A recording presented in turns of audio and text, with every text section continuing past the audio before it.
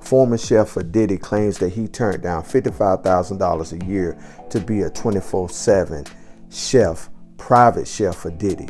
And he gives his reasons why he turned it down. Listen to him as he breaks it down. Check it out. I want to do one more thing. I want to talk about Diddy for a second.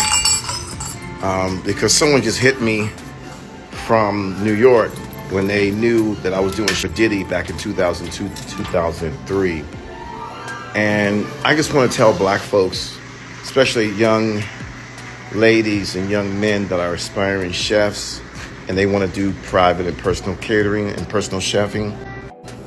I just got a DM from a lady that knew me when Phil Robinson, which was Puff's business manager back in 2000s, he met me in LA.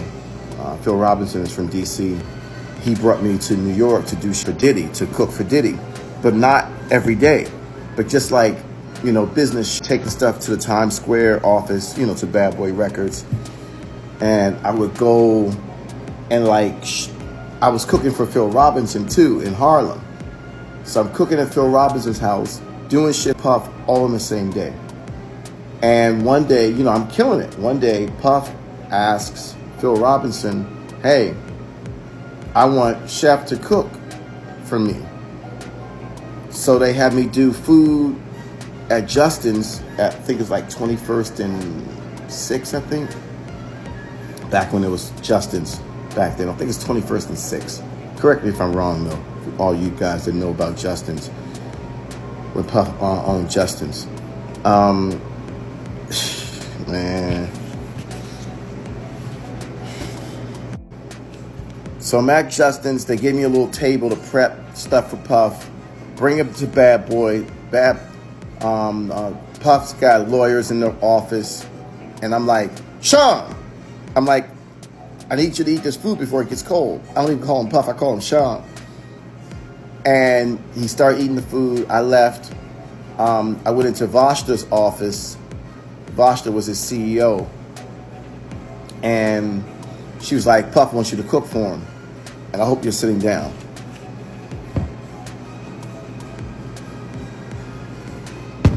They wanted me to cook for Puff as a personal chef 7 days a week, on call 24 hours a day for $55,000. For $55,000. Only $55,000 for a round-the-clock chef? Come on, Puff. And I say all this because I think about Deion Sanders and then Puff, right? They're big cheerleaders, right? They got a big voice and they know how to market. Deion Sanders doesn't step on people. But literally, I watched Puff step on folks. I watched Puff treat folks like garbage. And I'm saying this because black men that have cheddar, that kind of money, y'all gotta do better. I'm gonna tell you right now, and thank you, young lady, for hitting me and saying, yo, I remember you were starting to do stuff for Puff. I turned that shit down. And now I'm here, you know, yeah, I did lose and, you know, racist shit happened to me, but I can do bad by myself. You know what I mean? I can do bad by my motherfucking self. I was like, I ain't doing this shit. And I didn't know Farnsworth Bentley back then, but I saw him. So Farnsworth Bentley became my friend later when he moved to LA with his wife. And we became like brothers. And we never talked about this show, right? But I told him that I remember seeing him at BadBoy back and forth and doing things for Puff. And Puff treating him like garbage. Like garbage. I saw it. And I'm like, Puff, you can do better. Like, do you understand with Puff's marketing skills and the way he cheerleads and the way he promotes and the way he inspires? But in the background, though, right, where you can't see, Puff ain't right. Puff ain't right at all. And I'm so glad I never took that job. And I remember Vashta saying, no, but you're going to be in San Tropez. I said, but Vashta, I'll be working and on call for 24 hours a day. I was like, nah, it ain't right. I mean, Phil Robinson was pissed at me because I turned it down. But Phil Robinson then knew that I knew my shit. And he connected me with Mary J. Blige. He connected me with everybody. I mean, Phil Robinson connected me with everybody. Like, dog, Phil Robinson's a genius. He's from D.C. So I just want y'all to know, like, a lot of aspiring chefs hit me. They're like, I want to be a personal and private chef to these celebrities. And I'm like, yo, dog, watch who you cook for. Because they're going to dog you. They're going to say, yo, I need you to cook for $65,000 a year. And then you're working 9 days a week. I'm telling you right now. So you're hearing it from me. Like, I don't just make up shit. You know what I'm saying? Like, what I mean? Like, I got real shit to say because I don't want this shit to happen to others. And I get about 50 to 60 DMs a week from aspiring black young ladies and black young men. And they ask me, they're like, yo, can you talk to me? Here's my number. And I try and talk to as many of them as I can. But the actual work of being a personal chef or a chef period isn't actually hard. It's the dedication, the consistency,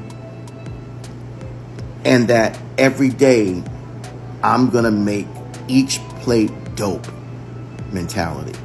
That's the hard part. The easy part is being a chef. You know what I mean? The hard part is staying consistent and making certain that each plate that you do is dope. So let that marinate. But I mean, maybe you'll agree that Puff got to do better. I mean, some of y'all know, but Puff got to do better. I mean, can you imagine? I mean, think about Allen Iverson, right? How he used to be. But look at him now. Like, he inspires. He was like, wait a minute, I was doing it wrong. Each plate that you do is dope. So let that marinate. But I mean, maybe you'll agree that Puff got to do better. I mean, some of y'all know, but Puff got to do better. I mean, can you imagine? I mean, think about Allen Iverson, right? How he used to be. But look at him now. Like, he inspires. He was like, wait a minute, I was doing it wrong. And gifted. But he kills now in terms of inspiration. He kills. And I was in Philly. I used to live in Philly because I'm a Temple University dropout. I was in Philly when he was playing for Philadelphia. I saw him at the club. But look him up now. Look up Allen Iverson now. And he don't take no shorts, and he tries to inspire you. Do you agree with him about turning down $55,000 a year to be a full-time chef 24/7? I mean, is this a good message to give to aspiring chefs about how these celebrities might try to lowball you?